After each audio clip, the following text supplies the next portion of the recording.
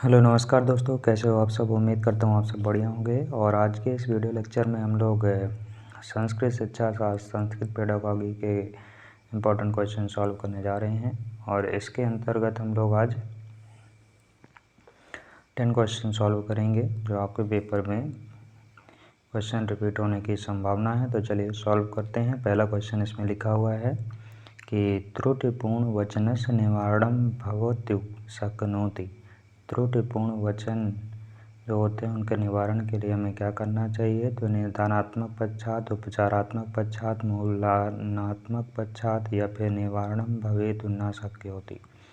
तो इसका जो करेक्ट ऑप्शन हो जाएगा तो ऑप्शन नंबर सेकंड, उपचारात्मक पश्चात हमको करना चाहिए। त्रुटिपूर्ण वचन का निवारण हो सकता है, त्रुटिपूर्ण वचन का निवारण उपचारात्मक पश्चात हो सकता है। ठीक है। अर्थात वाचन क्या होते हैं, भाषा शब्द से ही ज्ञात होता है कि भाषा का मूल रूप उच्चारित रूप है। इसका दृष्टिकोण प्रतीक लिपिबद्धि होता है, मुद्रित रूप लिपिबद्धि का प्रतिरूप होता है। जब हम बच्चों को पढ़ाना प्रारंभ करते हैं तो अक्षरों के प्रत्यय हमारे मस्तिष्क के कच्छ भाग में क्रमबद्ध होकर एक तस्वीर बनाते हैं और हम उसे उच्चारित करते हैं। और यह क्रिया जिससे शब्दों के साथ अर्थ ध्वनि भी निहित है वह वाचन कहलाती है। ठीक है। नेक्स्ट क्वेश्चन, उपचारात्मक शिक्षणेन किम भवति। उपचारात्मक शिक्षण में क्या होता है। ठीक है। तो उपचारात्मक शिक्षणेन सर्वे भवति, अर्थात उपचारात्मक शिक्षण के द्वारा जो है एक बच्चा सीखने के दौरान जाने अनजाने कुछ वैकल्पिक अवधारणाओं के कारण गलतियां करता है और यह एक शिक्षक का काम है कि वह छात्रों की उन गलतियों का निदान करने और संशोधन या उपचार करने में मदद करे। इसके लिए शिक्षक जिस विधि का चयन करता है इस विधि को जो है उपचारात्मक विधि कहते हैं।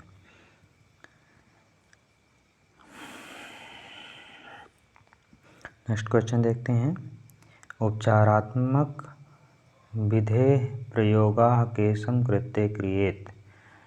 तो इसके लिए 4 ऑप्शन आपके सामने दिए गए हैं। तो समस्यानात्मक छात्राणां कृते का करेक्ट आंसर हो जाएगा। अर्थात उपचारात्मक विधि का प्रयोग किसके लिए किया जाता है। उपचारात्मक विधि शिक्षण की उस विधि को उद्बोधित करती है जो शिक्षक को छात्रों के उन समस्याओं को दूर करने के लिए आवश्यक सहायता एवं मार्गदर्शन प्रदान करने में मदद करता है जो उनके निदान में माध्यम से निर्धारित होते हैं। उपचारात्मक विधि का उपयोग जो है समस्याग्रस्त बच्चों के लिए किया जाता है क्योंकि उपचारात्मक विधि का उद्देश्य उन शिक्षार्थियों को अतिरिक्त सहायता देना है जो किसी भी तथ्य या विषय में शेष कक्षा के पीछे रह जाते हैं। ठीक है। यह अपेक्षाकृत धीमे सीखने वाले शिक्षार्थियों की पहचान करने और कुछ सीखने की उनकी क्षमता में सुधार करने की प्रक्रिया है। यह शिक्षार्थी के आवश्यकता के अनुसार व्यवहारिक अनुभवों को प्रसारित करता है। नेक्स्ट क्वेश्चन देख लेते हैं कि भाषायाम उपचारात्मक शिक्षणस्य उद्देश्यम नास्ति। भाषा या उपचारात्मक शिक्षण का उद्देश्य क्या नहीं होता है। और 4 ऑप्शन आपके सामने दिए गए हैं। तो प्रतिभाशाली छात्राणां आत्मविश्वास भावनायाः अवरोधम, अर्थात ऑप्शन नंबर 4 इसका करेक्ट आंसर हो जाएगा। भाषा के उपचारात्मक शिक्षण का उद्देश्य क्या नहीं होता है। तो कक्षा में कमज़ोर विद्यार्थियों के अधिगम संबंधी दोष और प्रभावों को दूर करने की प्रक्रिया को उपचारात्मक शिक्षण कहलाता है। इस शिक्षण से तात्पर्य बच्चों को शिक्षण संबंधी कमजोरी एवं कठिनाइयों को दूर करते हुए शिक्षण करने से है। और शिक्षण की इस पद्धति में शिक्षण प्रक्रिया को प्रभावशाली और प्रत्येक छात्र के लिए रुचिकर एवं अर्थपूर्ण बनाती है। शिक्षा में कमजोर विद्यार्थियों के शिक्षण अधिगम दोष प्रभाव को दूर करने की प्रक्रिया उपचारात्मक शिक्षण कहलाती है। इसका उद्देश्य विद्यार्थियों की भाषा अशुद्धियों त्रुटियों को दूर करना, विद्यार्थियों के ज्ञान प्राप्त करने वाले त्रुटियों को नष्ट करना, अब विद्यार्थियों को संवेदनात्मक समस्याओं का समाधान करके उनको असमायोजन से बचाना या समाज से स्वीकृत आदतों का परिमार्जन करना है। ठीक है। और विद्यार्थियों को मानसिक रूप से स्वस्थ बनाना जो उनके आत्मविश्वास बढ़ाना एवं शिक्षण ग्रहण करने के लिए योग्य बनाना होता है। ठीक है। नेक्स्ट क्वेश्चन देख लेते हैं कि यत्ते किच्चित् पाठेत यदयो तदनुगुणानां वा अवगन्ते इति आवश्यकं न किम कारणम। ठीक है, और 4 ऑप्शन आपके सामने दिए गए हैं। तो इसका करेक्ट ऑप्शन हो जाएगा छात्राः विभिन्न क्षमता युक्तं भवन्तु तेषां व्यक्तित्व पृष्ठभूमिः चापि भिन्न रूपेण भवति। और फर्स्ट ऑप्शन जो है इसका करेक्ट ऑप्शन हो जाएगा। इसमें लिखा हुआ है कि जो कुछ कक्षा में पढ़ाया जाए उसका अनुगमन एवं अवगमन आवश्यक है, क्या कारण है। तो जो कुछ कक्षा में पढ़ाया जाए उसका अनुगमन और पुनरावृत्ति आवश्यक है, क्योंकि छात्रों की क्षमता अलग अलग होती है और व्यक्तित्व की पृष्ठभूमि भी अलग अलग होती है। ठीक है, किसी प्रक्रिया को बारंबार दोहराना पुनरावृत्ति कहलाती है। यह कार्य किसी लक्ष्य या परिणाम को प्राप्ति के लिए हो सकता है। कक्षा में शिक्षक जब भी कुछ पाठ पढ़ाते हैं तो उसका मकसद केवल एक ही छात्र को सिखाना नहीं होता। कक्षा में एक जैसे ही छात्र भी नहीं होते। कक्षा में विविध बुद्धिआंक वाले छात्र होते हैं तथा उनकी समझ भी अलग अलग होती है। इसी कारण पाठ पढ़ाने के बाद उसकी पुनरावृत्ति हो जाए तो वह पाठ अधिक स्पष्टता से छात्रों को समझ में आता है और कुछ समस्याओं का निदान हो जाता है। ओके, नेक्स्ट क्वेश्चन देखते हैं कि भाषा शिक्षणेन नैदानिक परीक्षाणाम उद्देश्यम अस्ति। भाषा शिक्षण का नैदानिक परीक्षण का उद्देश्य क्या होता है। तो 4 ऑप्शन आपके सामने दिए गए हैं। तो शिक्षार्थीनाम बोधम अभावम ज्ञातुम, ऑप्शन नंबर फर्स्ट इसका करेक्ट ऑप्शन हो जाएगा। भाषा शिक्षण में नैदानिक परीक्षण का उद्देश्य है। इस प्रक्रिया में उपलब्धि परीक्षण का महत्वपूर्ण स्थान है। प्रत्येक व्यक्ति अपने जीवन में अनेकों प्रकार का ज्ञान एवं कौशल प्राप्त करता है। इस ज्ञान एवं कौशल में कितनी दक्षता व्यक्ति ने प्राप्त की है उसका पता उस ज्ञान या कौशल के उपलब्धि परीक्षण से पता चलता है। विद्यालय की विभिन्न कक्षाओं में अनेक प्रकार के छात्र शिक्षण ग्रहण करने के लिए आते हैं और समान मानसिक योग्यता वाली उनकी इसी प्रगति एवं उपलब्धि का मापन या मूल्यांकन करने के लिए उपलब्धि परीक्षण किया जाता है। और यह 2 प्रकार के होते हैं, नैदानिक परीक्षण और उपचारात्मक परीक्षण। नेक्स्ट क्वेश्चन देख लेते हैं। पाठ विशेष कोऽपि छात्रः दुर्बल चेत् अध्यापकः कर्तेन भवतः कर्तव्यं किं स्यात्। और 4 ऑप्शन आपके सामने दिए गए हैं। तो ऑप्शन नंबर फर्स्ट जो है दुर्बलता नाम ज्ञातं तद दूर कर्तुं प्रयत्नम,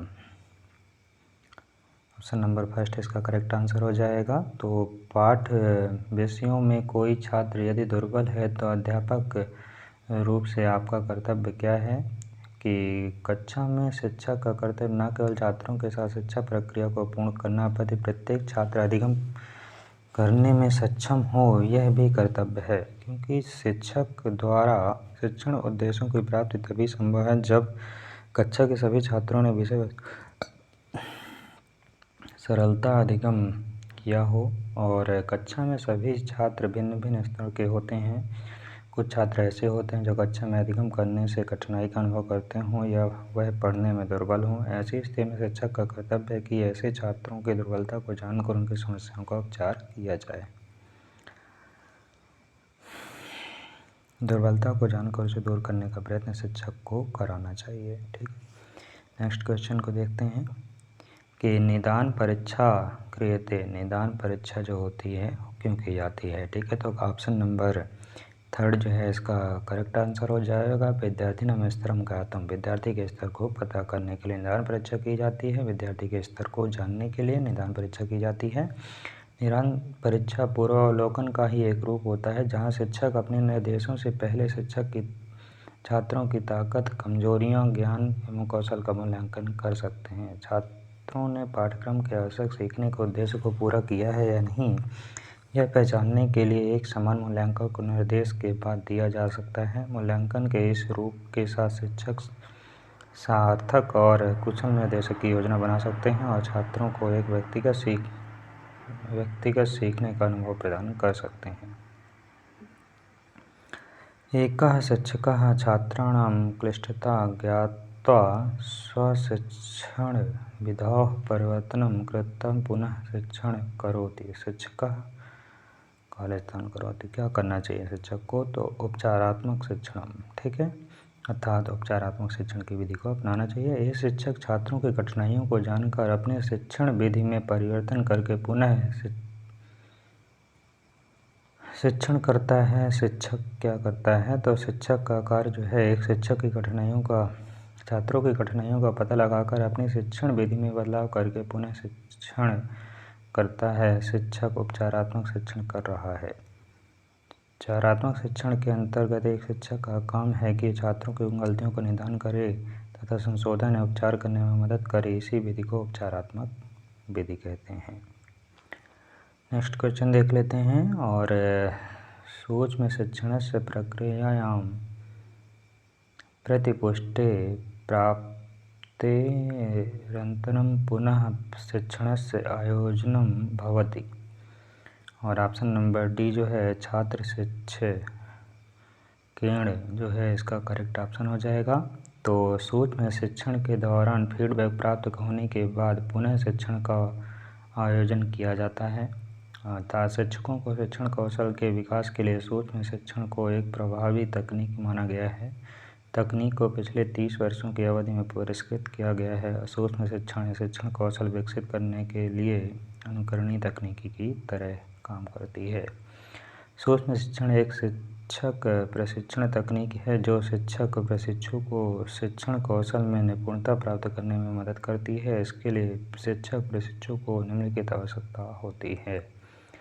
सबसे पहले विषय वस्तु को सूक्ष्म अवधारणा का शिक्षण करने की और एक निर्दिष्ट शिक्षण कौशल का उपयोग करने की और कुछ समय की 20 से 25 मिनट एक कौशल हेतु और विद्यार्थियों के एक बहुत छोटे समूह की। नेक्स्ट क्वेश्चन देख लेते हैं। तो दोस्तों इस तरह करके 10 क्वेश्चन हमने कंप्लीट कर दिए हैं। आपको वीडियो कैसा लगा कमेंट बॉक्स में ज़रूर बताइएगा। अगर चैनल पर नए हैं तो चैनल को सब्सक्राइब कर लिए। मिलते हैं अगले वीडियो में, तब तक के लिए धन्यवाद। जय हिंद, वंदे मातरम।